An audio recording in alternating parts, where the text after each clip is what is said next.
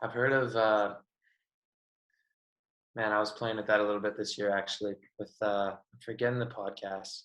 So Joe Rogan, he's like a neuroscientist at Stanford, I think. Andrew Uh, Huberman. yeah, yeah, his work's great, man. And like Hmm. that's all like reminding me exactly what you're saying about like positive feedback loops and like you can actually like create dopamine for yourself by like having external rewards Hmm. or internal rewards, I think it was. Um, and like really high end athletes are just so good at doing that to like keep pushing the boundaries and keep getting better because they know how to create dopamine like for themselves almost. And I think that is fascinating. It's something I've been trying to like play with. Like, how can okay, I'm exhausted, like, but I need to like get this lift in. How do I like get a little like reward internally for me to like push through to this next thing, you know? Hmm. I love that stuff. That's fascinating.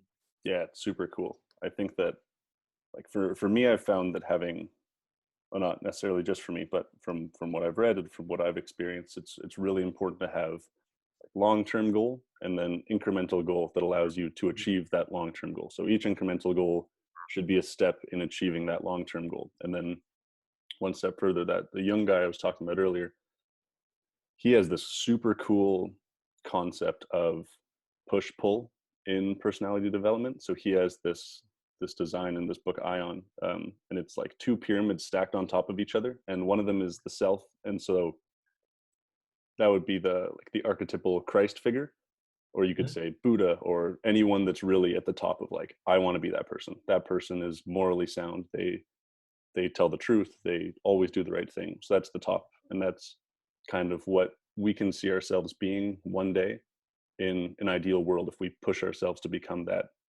ideal version of ourselves, that's what he called the self. Okay.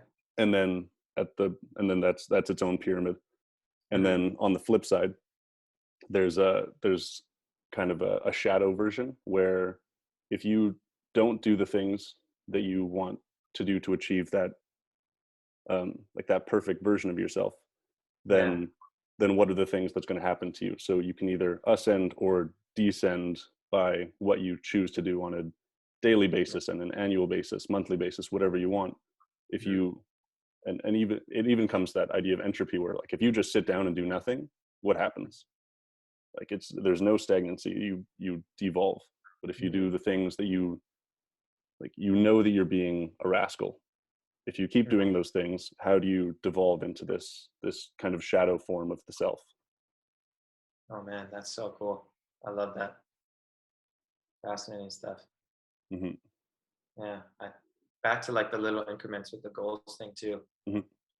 There's like this Huberman talks about like why the Navy SEALs are like the Navy SEALs, Right. and talking to some of the guys is like they're not like, because you know they have to go through like a crazy training camp Yeah, and like bud. all like it's nuts. And those the guys who make it through like literally go through like, okay, just get through like this like next second. Like they Hmm. literally go like second by second in their brain.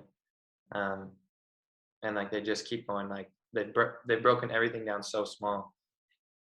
And on the volleyball court, I've really been trying to do that. Like, okay, like just focus on this pass. I'm not thinking about my approach. I'm not thinking about my spike. Nothing. Like just if I can keep putting all my hyper focus on this one action, then I can push myself to the end versus like, oh man, I got to get through this whole game and do all these things. And like, I'm going to be thinking about all those things versus just like narrowing that down like as small as you can. And then you put all your energy and focus on that is going to be way better than if you try to think about everything.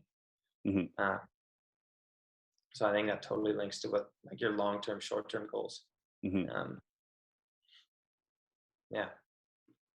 For you, I wonder if that translates into this, because whenever we'd game plan against you guys, it was always toughest for you because like I'd watch Kern, and Kern's gonna like, you have to clamp him down the line and push back Mhm. in. Or with Pierce, he's gonna C5, hit five, turn back. Um, Everyone kind of has their thing, but it was always tough for you because you never did the same thing twice. Hmm. Like you would smash a ball cross and then you would go over the top in a roll shot, and you just had such a large repertoire, and it didn't seem as though you were thinking before the play, I'm going to go up and smash line, or I'm going to go up and swing high cross. It was always an in the moment. Everything was situational about it. Right. Yeah. I think that's for, yeah, I feel that when I'm like, that to me is flow state, is when you're not thinking Mhm. and you're just doing.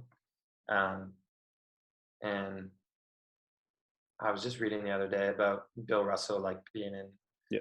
um, and like he would talk about when he was in flow state, how everything was just so slow. Like he knew what was going to happen. He knew like what plays are going to happen. He felt like even though like he was like sweat and blood basically, like he was like so alive and so awake and so present. And the interesting thing is he talks about like those moments happen like 10 to 15 times in my career, he said. Mhm. Um, and he's like, it didn't matter if we won or lost. Like I was just like on like a high. Mhm. I'm like, wow, that's like crazy flow state. I think there's a different flow state that you can get into of just like reacting in the moment. But that's super interesting you say that, because I also remember like Gino, my junior team coach, he always talked about, he was like, I never hit the same shot twice in a row, and that always like rung in my ears. Like, I always tried to be like unpredictable in Mhm. a sense. Um, so yeah, thanks for sharing that. I didn't know that.